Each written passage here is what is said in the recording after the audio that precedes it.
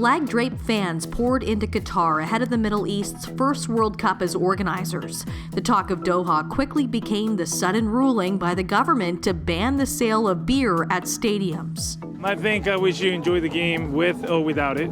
At the end, it's a party, for everyone. Of course, it would be better to have a beer during the match, but yeah, we will get it before and after. The fans have just been told that there won't be beer at the grounds. Doesn't impact you directly. Do you think it'll impact the atmosphere? I hope not. Obviously, we all love a good atmosphere, and with the Wales fans there, obviously, they're supporting us, our 12th man, so I'm hopefully it won't distract them in any way.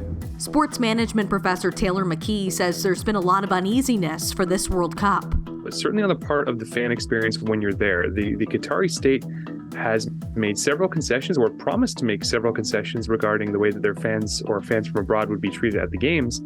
And this one is a pretty large indication that maybe perhaps lots of these concessions are actually negotiable, and that is something that is certainly going to be of importance to many of those who've flown a long way and traveled a long distance at great personal expense to go and watch these games. While fans can adjust, the decision is proving to have a large impact on corporate sponsors.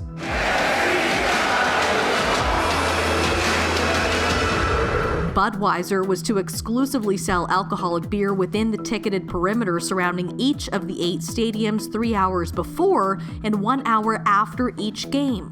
The beer company has been a World Cup sponsor since 1985, and for the 2022 games, it launched its biggest ever campaign. Fans, but also now from the corporate community. It's like, okay, so we have paid a lot of money for these contracts. Are we going to be able to actually merchandise our products effectively? Are we going to be able to reach a marketplace effectively here? And again, once the games start themselves, once the games kick off, no one is, I don't think, quite sure what things are going to look like in terms of the atmosphere of the stadium, what the security forces are going to be like, and what things are going to be sold. So this was certainly I think, withering move. I think one that really undid a lot of confidence that was leading up to the games, and hopefully, for everyone's sake, that the Qatari state can keep their promises regarding fan safety. Questions have swirled around the role alcohol would play at this year's World Cup since Qatar won hosting rights in 2010. While not a dry state like neighboring Saudi Arabia, consuming alcohol in public places is illegal in the host country.